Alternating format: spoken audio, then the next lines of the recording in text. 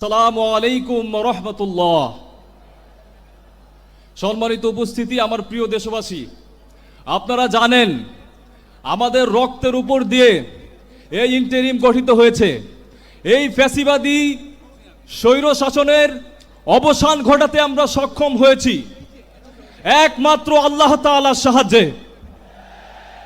আমাদের কিছুই করার ক্ষমতা নেই যদি আল্লাহ তাআলা আমাদের উত্তম সাহায্যকারী না হন। ওয়াকাফা বিল্লাহি ওয়ালিয়াউ ওয়াকাফা বিল্লাহি নাসিরা।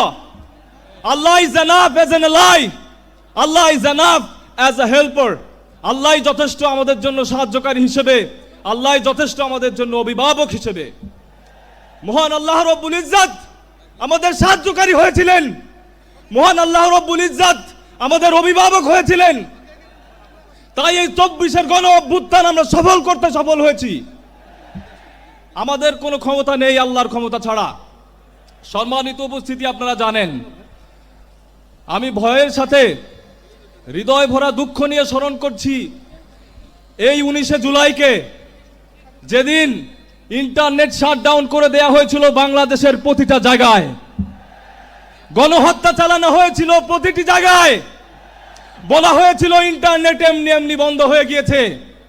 আমি আরো স্মরণ করছি সেই ফ্যাসিবাদীদের যারা স্বৈরাচারী খুনি হাসিনার সাথে বৈঠক করেছিল। আজকে তারা শিল্পপতি ছিল, বাংলাদেশের সবচেয়ে ক্ষমতাধর ব্যক্তিবর্গ, এবং শেখ হাসিনাকে তারা শক্তি জুগিয়েছিল এবং বলেছিল এই আন্দোলনকে দমাতে আমরা আপনার পক্ষে আছি। কিন্তু আল্লাহর ইচ্ছায় তারা সফলতা অর্জন করেনি, কারণ জালিমরা কখনো সফল হয় না। আপনারা জানেন আমার পাবলিক ইউনিভার্সিটির ভাইদের যখন দমন পীড়নের পরে তাদের আওয়াজকে দমিয়ে ফেলা হয়েছিল, এই প্রাইভেটের শিক্ষার্থীরা বুকের তাজা রক্ত দিয়ে এই আন্দোলনকে সক্রিয় করেছিল। এই কওমির ভাইরা এই আন্দোলনকে সক্রিয় করেছিল 18 জুলাই থেকে। বাংলাদেশের প্রতিটা শ্রেণী পেশার মানুষ এই আন্দোলনকে সক্রিয় করেছিল 18 জুলাই থেকে। আমাদের পক্ষে কিছুই সম্ভব না আল্লাহ যদি না চান।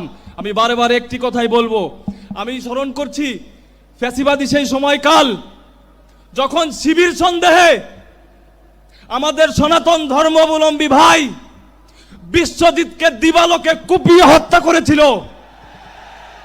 শিবির করা কোনো অপরাধ না, কোন রাজনৈতিক দলের সমর্থন দেওয়া কোনো অপরাধ না, কিন্তু তারা শিবিরকে ডাক দিয়ে সাধারণ মানুষ, সাধারণ ছাত্রদের উপর অত্যাচার, নিপীড়ন, গুম খুন চালিয়েছে প্রতিটা বছর।